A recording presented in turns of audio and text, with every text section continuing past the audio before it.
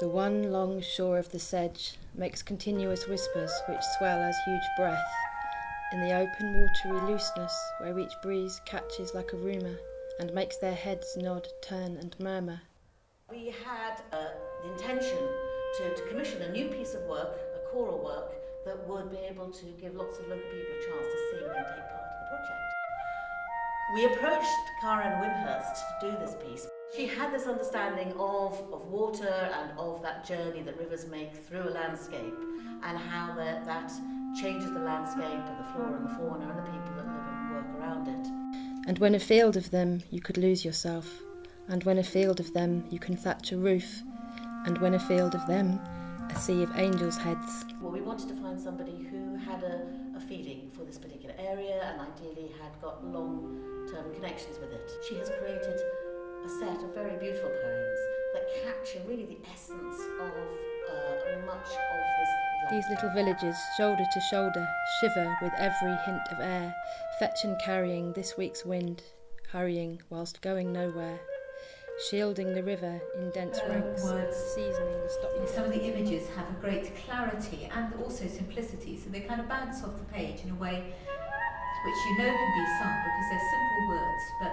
they hold something which is really fresh, and that's great for singing. So for me it's also been really capturing those moments which are sort of spontaneously in her poems, which naturally kind of translate into a sung voice.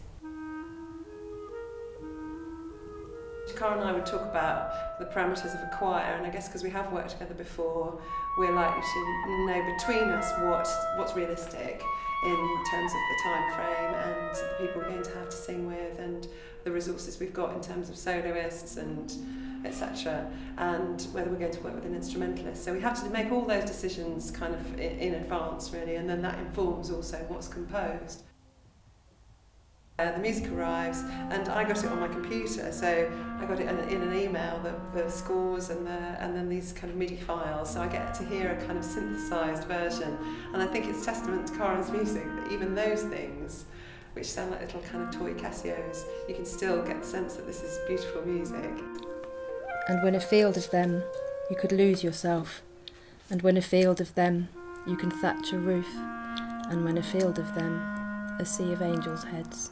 I've been able to realise fragments of the piece, and in that process actually it feels really creative because I can say to the group, nobody in the world has ever sung this music before, and that's quite an unusual thing to be part of, the realising of something, and also to say that makes it harder than if I give you a copy of the Messiah or a piece of gospel music that's been sung for 150 years. You know, it is a challenge to realise something from scratch. But I think it's a really good part of the process so that people do know what they're heading into. And I suppose it's my role to sort of inspire confidence and a sense of that this is possible. And we're going to start on, whenever it is, the 4th of April with this piece of music, and we're going to end up on the 14th of September with the house will be built. And when afield of them you could lose yourself, and when afield of them you can thatch a roof, and when afield of them a sea of angels' heads.